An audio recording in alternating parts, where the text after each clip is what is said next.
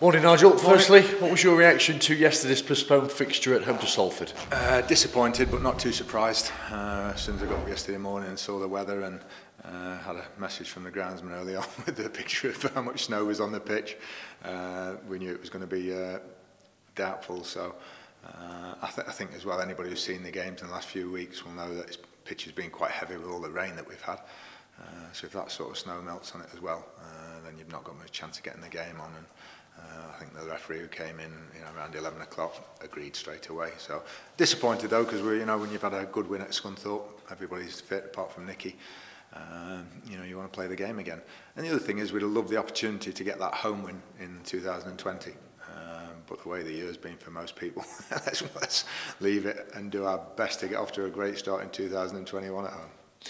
What took place yesterday in the Stags camp, bearing in mind the match was postponed? Not a lot of change really. There was no way, you can't come and train here or anything because of the weather as well. And all the lads had planned to come in the evening. So Dave Waldy, the strength and conditioning coach, he did a little bit on Zoom, bit of sort of core and strengthening work with them yesterday afternoon. And then everybody's in Wednesday morning as planned anyway for a good session. So that'll just, the Wednesday morning session will just replace the game on Tuesday night. The backdrop behind us here, Nigel, at the RH Academy fully suggests that the pitches are frozen here. How does that therefore alter your training plans?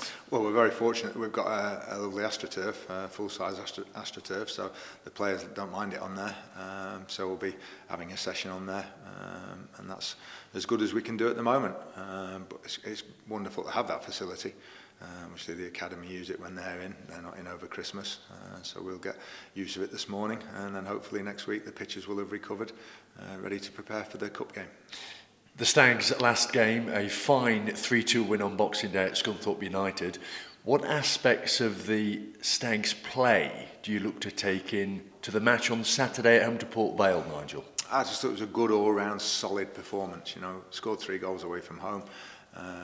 Frustrated with the goals we conceded, and I honestly thought on the balance of play and the positions we got ourselves in, 2 goals ahead twice, we shouldn't have been sweating in the last few minutes of the game with only a 1-goal lead.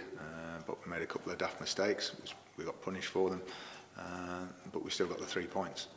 So very pleased with lots of things. It was interesting because normally we do a little bit more work running wise in games, high speed running, total distance, and the stats showed we were a little bit down, but I think that's a good sign. To score 3 goals, win the game, and not have to work as hard as we normally do means that people are playing the positions properly. We don't have to go chasing the game, you don't have to go running everywhere out of your position. So all those sorts of things gave us a lot of encouragement.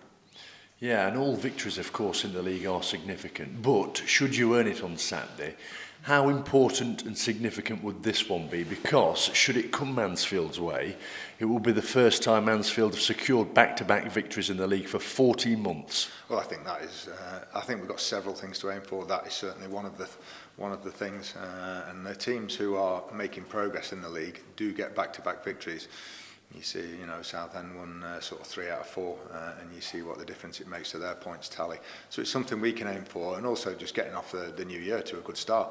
Let's put 2020 behind us. Let's get off to a good start with 3 points, and I think that will do wonders for our confidence. It's amazing. It's only a couple of days difference, but when you do start a new year off well, it gives everybody a good feeling. What about Port Vale, Nigel? Are they a better side than their recent form suggests? Definitely. They were right up there at the start of the season, and they've struggled a little bit recently, but they're still more than capable. One of those teams that could easily still challenge for the top 6. But it's amazing that some of the results, the bottom teams are now picking up results, and it's really bunching up. And if you could get those back-to-back wins, then you could find yourself in that next pack very easily. But there's a lot of teams sort of seem to be getting dragged back into it, and we've got to try and get in that packing and get above them. Earlier you said that Nicky Maynard is still likely to be out on Saturday. How long might he be out for with the hamstring problem? It's not too bad. We're hoping a week or 2 from here. So we'll just keep working out strengthening wise and when he's comfortable. The good thing is when Nicky's age, with his experience, he knows his body, he knows his hamstring, and he'll wait, make sure it's absolutely right before he tries to come back. And the January transfer window is just around the corner now. How soon could we see the first signing? But you can't get anybody in really in time for Saturday. They've all got to be lined up and signed on New Year's Day, so it's unlikely. Depends when we put the Salford game in as well. I think somebody might even be pushing to get that in next week. And then you've got the FA Cup, which sees players cup tied. So I think realistically, we're talking after the Cheltenham game. And the players, some players still likely to head out the door? Yeah, I think so. I think we've got good numbers. You know, at the moment we've got the 18 in the squad. We've got Aaron O'Driscoll just outside it, Nicky Maynard injured, and we've got one or two of the young players as well if we need them to put on the bench. So I think we can sort of balance it up with numbers and maybe even one more go out than comes in. Very finally here, Nigel, we wave goodbye to an extraordinary year of 2020, not only in football but in the world on the whole. How would you reflect on it? I think it's been a rubbish year, generally. I really do, for lots and lots of reasons.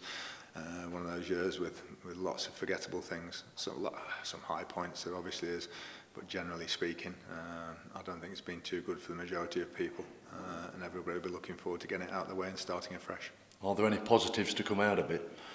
There always are. I think the way that certain people have come together and communities have come together. But I'd like to think we can do that anyway without having to, without a pandemic. So I think it's shown that we can. We've seen incredible acts of selfishness, I think, at times, but I think we've also seen the opposite. We've seen unbelievable acts of kindness by a lot of people, but I think they do that most of the time anyway. What are your hopes for 2021? Professionally? All round. All round. Well, first of all, we want to keep Mansfield in the league. That's the absolute priority, and make progress from there, and then build a squad in the summer to try and get challenge at the other end of the league. But I just hope everybody has a better year. Hope we get rid of this virus, and I hope everybody can recover and try and get back to normal.